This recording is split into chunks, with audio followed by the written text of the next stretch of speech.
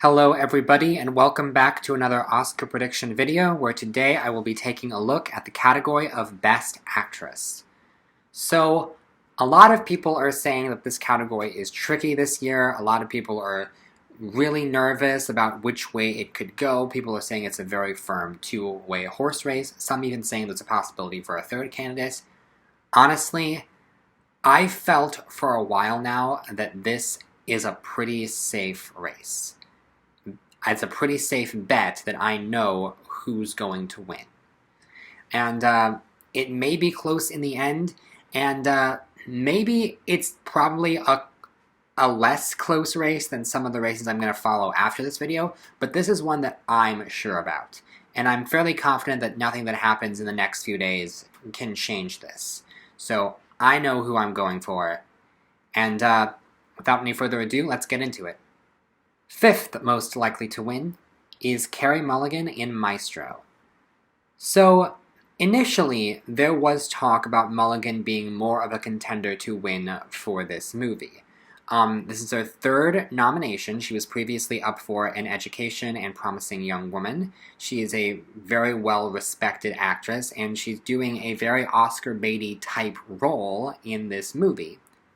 However, the movie as a whole really has kind of fallen off in terms of the critical and audience reception to it. And the role itself, much like Emily Blunt in Oppenheimer, it's the definition of a what if there was a wife type role. She does get slightly more focus than someone like Emily Blunt, for example, but Bradley Cooper tried to claim that the movie was more about her than it was about him, and she got top billing in the poster, but I don't think that's true. I think that's a lot of false humility on Bradley Cooper's part, and we'll talk about him in Best Actor later, but I really don't think that Mulligan is given enough to do. I mean, considering how the movie is set up, with it taking place in various different decades, and in the 40s section, Mulligan and Cooper are acting like they're in a 40s movie, and so we do see some different acting styles at play, and we do see some very traditional Oscar-y type stuff from her. And it's well done. I don't blame Mulligan for it. I just really do not like this script or this movie, and I think Mulligan does what she can with the material, but I don't think it's strong enough, especially considering some of the other actors that are up for this award. This is a strong performance from Mulligan, and maybe after this we can talk about her being overdue for stuff, but I don't think she's going to win her Oscar for this movie. Fourth most likely to win is Sandra Hüller for Anatomy of a Fall. Now this might strike a lot of people by surprise, and so I want to preface this by saying she is very good in the movie. And she is very striking in the movie, and the movie is, as it turns out, a big awards player. Now, what's interesting, though, is that when this movie first came out, when it was first premiered at Cannes, there was a lot of talk about her specifically, and people were saying that she was going to be the big push, even if the movie wasn't a push. And there was almost an expectation that she was going to be the critics' darling. She was going to take the majority of critics' awards leading up to this. And she really didn't. She won a few things, but not nearly as much as the top two women in this category. And so, at the end of the day, it almost seems like she's the nomination that came along with the movie, because people like the movie more. And it feels weird because she is very good in the movie, but it's not the most obvious work, but it's not the most subtle either. She does get that one very big scene, that is the flashback fight scene, but a lot of it is very quiet. It's all built around this idea of did she or didn't she, and it's well done, but in terms of awards and in terms of narrative, the general consensus seems to be that this is an earned nomination, and there are definitely some people who are rooting for her to win, and definitely some of the more international branch members of the Academy are rooting for her. It makes sense to put her higher than fourth, but ultimately, this is what I decided upon, and hopefully in the next segment you'll see why I ranked her the way that I did. Third most likely to win is Annette Bening in Naiad.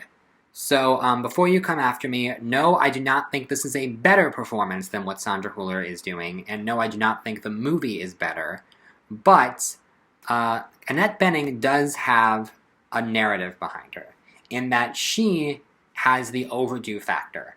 Way back at the beginning of the year, I think I had her as my number one most likely to win, because Annette Bening is someone who's been in the industry for a long time. She's been nominated several times for The Grifters, American Beauty, Being Julia, The Kids Are Alright, and a lot of people are like, where's her Oscar? And when this project was announced, it sounded very baity.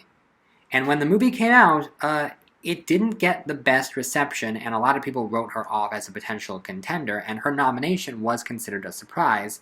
But Netflix is backing a campaign for her. Netflix is reminding her that, hey, she's overdue, and she hasn't won, and this would be a great opportunity, potentially, to vote for her. Now, the performance itself is good, and certainly the physicality of it is very impressive, considering all of the training she had to do in order to do the movie.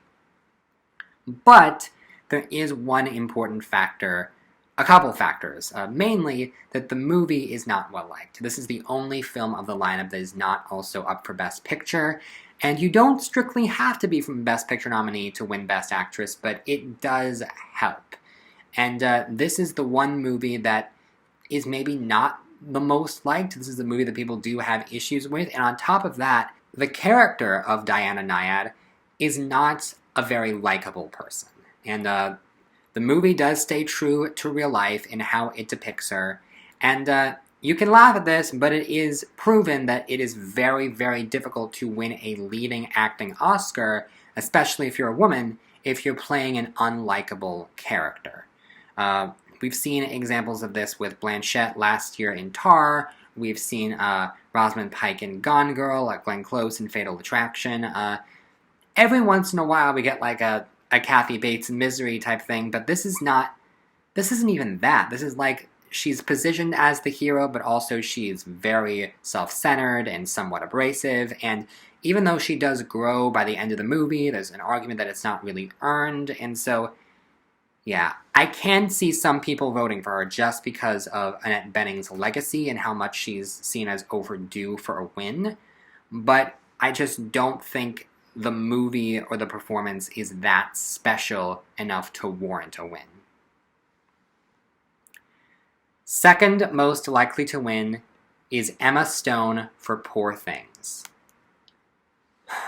Okay, so here's where we really get into it. This is a two-way horse race, as we've seen from the Golden Globes and from all the precursors, really. Emma Stone has won the Globe for Comedy, as well as the Critics' Choice Award and the BAFTA. So this is a well-liked performance in a well-liked movie that's up for Best Picture and a bunch of other awards, and Emma Stone, one can argue, is the highlight of the movie, even though there's a lot of very impressive visual highlights as well.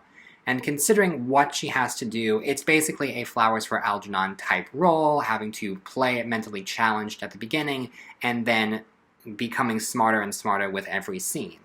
And with the knowledge in mind that this film was not shot in chronological order, it is very impressive. And so it's maybe the most technically impressive performance in a movie that a lot of people like, but there are a few stumbling blocks that are why I don't think she's going to win. First of all, she is the one person in this category who has already won an Oscar. And she won it not that long ago for La La Land in 2016. And she's still relatively young. So some may see the idea of giving her another nomination, another win on her fourth nomination when she's still relatively young. A lot of people might not think she necessarily deserves it. And the other reason is, if you look at her reactions to the wins, and you know what, I think in order for me to properly get into this, I'm just going to have to go right to our frontrunner in this race. Number one most likely to win is Lily Gladstone in Killers of the Flower Moon.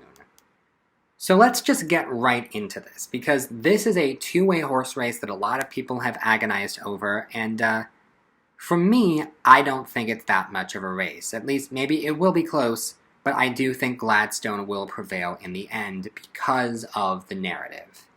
So, Lily Gladstone, initially a lot of people thought she would go supporting, and she ended up going lead, and there was controversy at the time with whether or not that cost her the Oscar, but I think after people saw the film, it became more evident why she went lead. Because yes, screen time-wise, you could make a case that it is supporting, but it's one of those performances not dissimilar to something like Brando in The Godfather or Hopkins in Silence of the Lambs, where you are constantly thinking about this character when they are not on screen. And Gladstone actually has an advantage because her character is so likable, and DiCaprio, who is ostensibly playing the main character of the film, is so unlikable in the movie. There's a reason why he was not even nominated for the Oscar, even though he has so much more screen time than Gladstone does. And I think when you watch the movie, you just gravitate towards her character so much. And when I saw Poor Things, I was like, okay, this is going to make for an interesting race, because you have Gladstone doing a lot with a little, and you have Emma Stone doing a lot with a lot. However, I would argue that what Gladstone is doing is more impressive than what Stone is doing. Because, yes, it is impressive that Stone is able to chart the progression of the character like this, but it's also very, very showy. And, like, whoever played that role, there was going to be a lot of attention on that person always, and the movie was always going to rest on that person. But Gladstone, in the hands of a different actress, that role does go supporting.